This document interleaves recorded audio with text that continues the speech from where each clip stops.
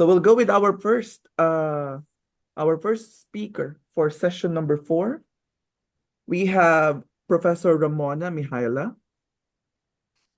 Professor Ramona Mihaila is the head of the Secretary of State's Office at the National Agency for Equal Opportunities between Women and Men within the Ministry of Family, Youth, and Equal Opportunities, Romanian Government.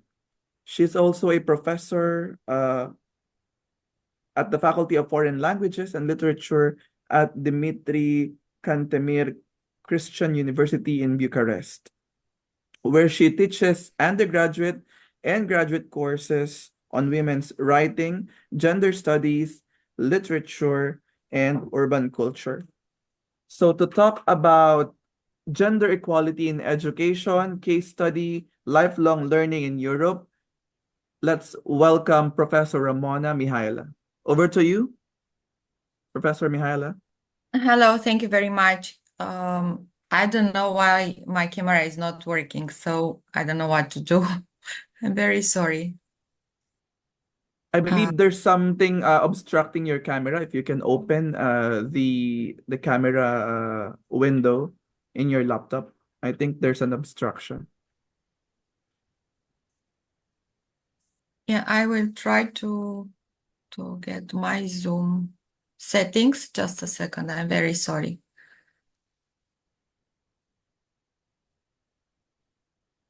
Alternatively, if you can just share your screen, I think we can get on with the presentation.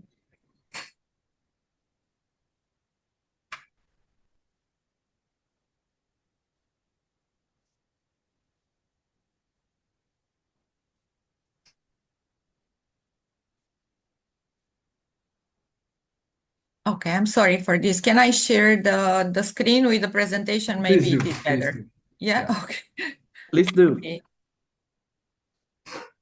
This will work.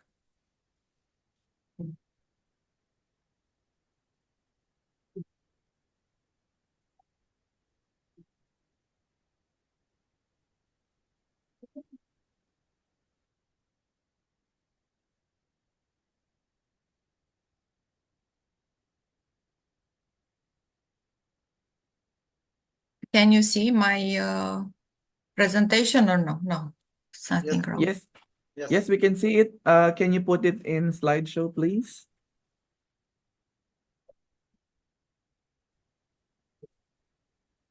Okay. Is it okay right now? All right. Over to Thank you. you very much.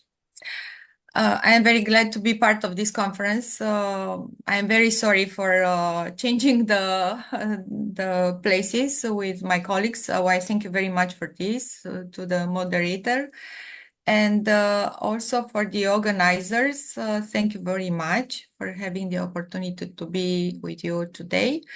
As Professor Navarro mentioned, I work for the Romanian government as the head of the Secretary of State Office at the National Agency for Equal Opportunities. Our agency belongs to the Ministry of Family, Youth, and Equal Opportunities. And we develop policies concerning gender equality and violence against women, domestic violence, gender violence. So these are the main directions of the department I work for. In terms of education, we try to have policies concerning gender equality and inclusion, and many other policies concerning people with disabilities and so on. I also work as a full professor in academia, and I teach literature. And for elective classes, I also teach gender studies, women's studies, about status of women in different societies, and so on. Unfortunately, in Romania and in many countries from the Southeastern Europe, Gender studies and women studies are not compulsory in academic curriculum. And we are, as you will see from my presentation, we are struggling with this to insert all these studies in the curriculum, not only as elective courses, but also as compulsory courses. There have been a lot of European projects developed by Western countries with focus on Southeastern countries in terms of gender studies, but they've been only projects and little steps have been taken by this moment. I will start with what the United Nations developed in the fifth goal of the 17th goal of sustainable development regarding gender. And with this statement that all people, no matter their gender, should have equal rights to get education. Gender-based violence in school attenuates the right to education and shows a great challenge to achieving gender equality in education.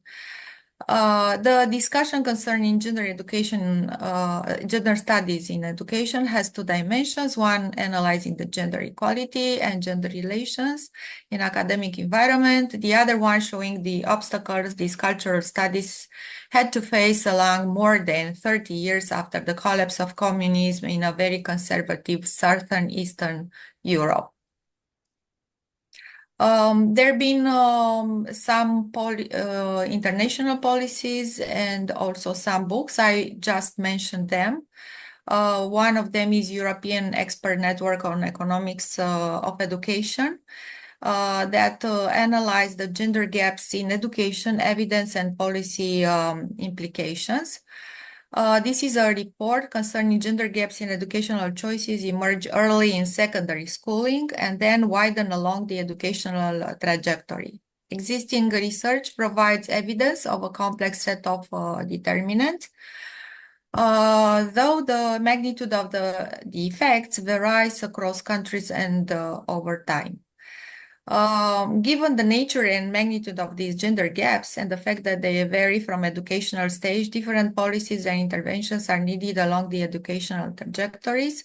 And unfortunately, as you can see, the 2022 Global Gender Index estimated that at the current rate of progress, it will take 132 years to reach full parity and close the overall gender gap on a global scale.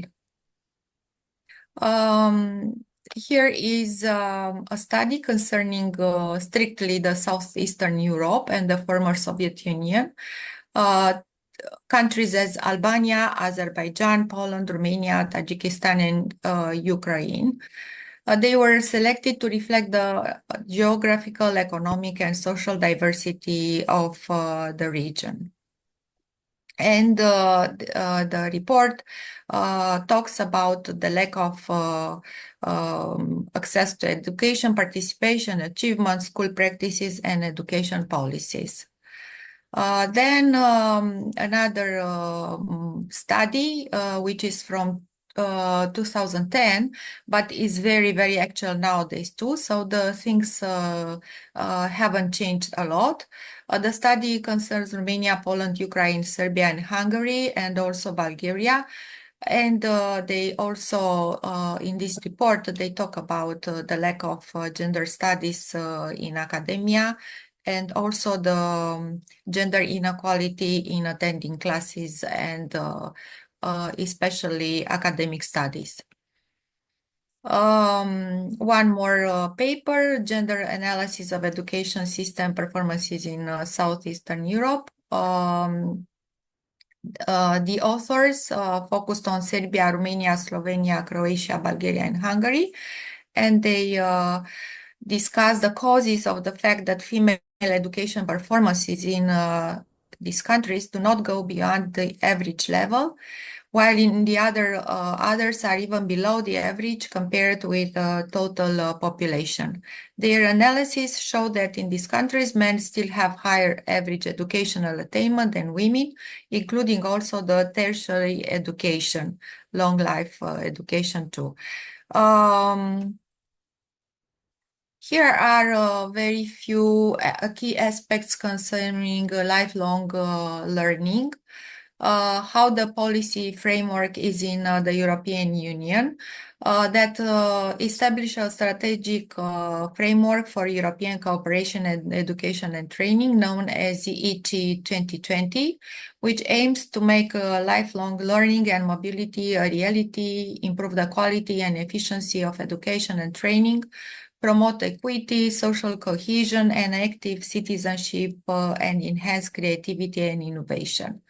In terms of adult education, it plays a crucial role in lifelong learning, offering opportunities for adults to develop their skills, improve their employability, and engage in personal development. This includes formal, non-formal, and informal learning opportunities. They also talk about digital skills, also about vocational education and training systems in Europe that aim to provide learners with skill needed in labor market. In terms of higher education, includes continuing education programs, professional development courses, and flexible learning pathway that allow adults to balance study with work and family commitments. And also recognition of prior learning that will help individuals gain formal recognition for skills and knowledge acquired through work experience, volunteering, or informal learning, facilitating their return to education and transition to new careers. Also, the European framework work on Erasmus, Erasmus Plus. Maybe you heard about this. It is a program developed not only in Europe, but also being plus means that also non-European countries. But so European Union offers this money for mobilities, for students, for teaching staff.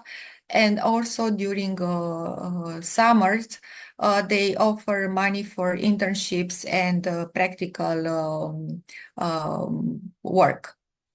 Then another key initiative is the European Social Fund that also invests in people with a focus on improving employment and education opportunities across the European Union. Then we have the European Qualification Framework that is common in European Reference Framework. So all the countries, all the jobs have to be inserted in this European Qualification Framework in order all the citizens in Europe to work in what country they would like. Then electronic platform for adult learning in Europe is a multilingual open membership community of adult learning professionals, including adult educators and trainers, guidance and support staff, researchers and policymakers. New Skills Agenda for Europe, launched by the European Commission. This agenda aims to ensure that individuals develop a broad set of skills from early on in life and to improve the quality and relevance of skills information, making skills and qualifications more visible and comparable across countries. Here is a book concerning lifelong education, adult education and lifelong learning in Eastern Europe. And in this book, the authors discuss about the countries in this part of Europe that lack this lifelong learning education.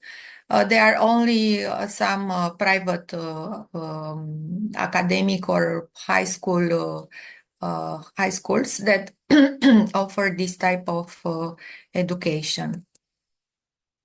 There are some challenges and future directions concerning lifelong education, such as inclusivity, ensuring access to lifelong learning opportunities for all demographic groups, including disadvantaged population and those in remote areas. Then funding. Maintaining adequate funding for lifelong learning initiatives is crucial for their success and reach.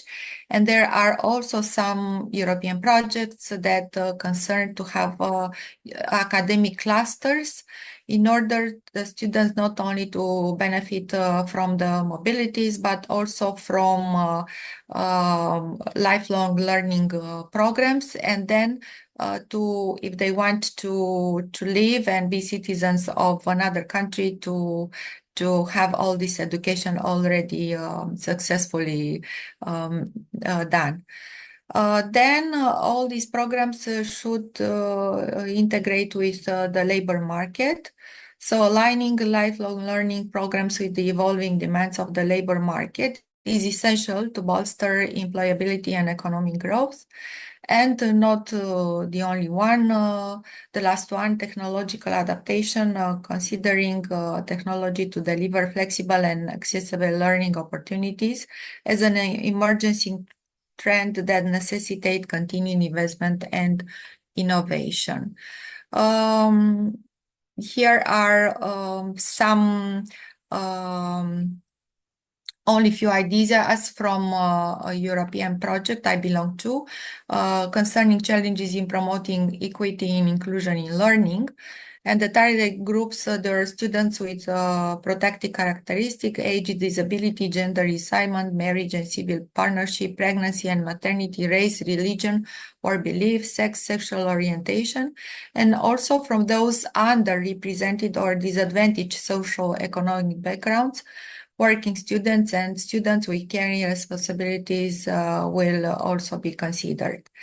And in this project, we managed to discover again that at both the institutional and national levels, we lack this kind of education and procedures and methodologies and so on. So these were the challenges: lack of concrete activities at many institutions to address equity and inclusion, digital poverty as an issue that many learners are currently confronted with due to COVID-19. Therefore, digital inclusion should also be addressed by the group.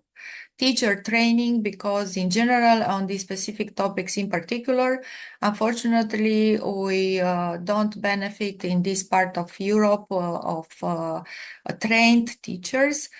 Only few of them, and many of them teach only in academia. And then general data protection regulation and treatment of diversity, because in certain cases, GDPR prevents the collection and processing of personal information for the students.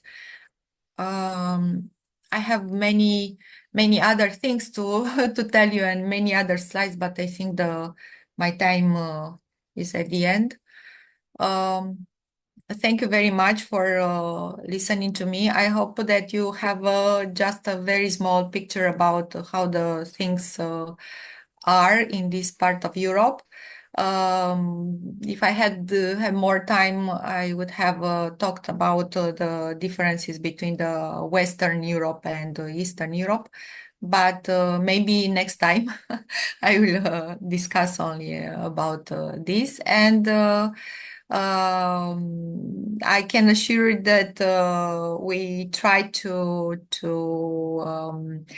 make all the things right and to improve all these educational policies in terms of lifelong learning. Thank you very much. Thank you very much, Professor Dr. Ramona Mihaila, for the insights you have shared on the lifelong learning initiatives in Romania and in your ministry. So, for those who have questions to Professor Ramona, you can type it in the chat box so that she will be able to, for the interest of time, she will be answering it, I believe, personally. Or if Professor Ramona could chat in her email so that everyone can.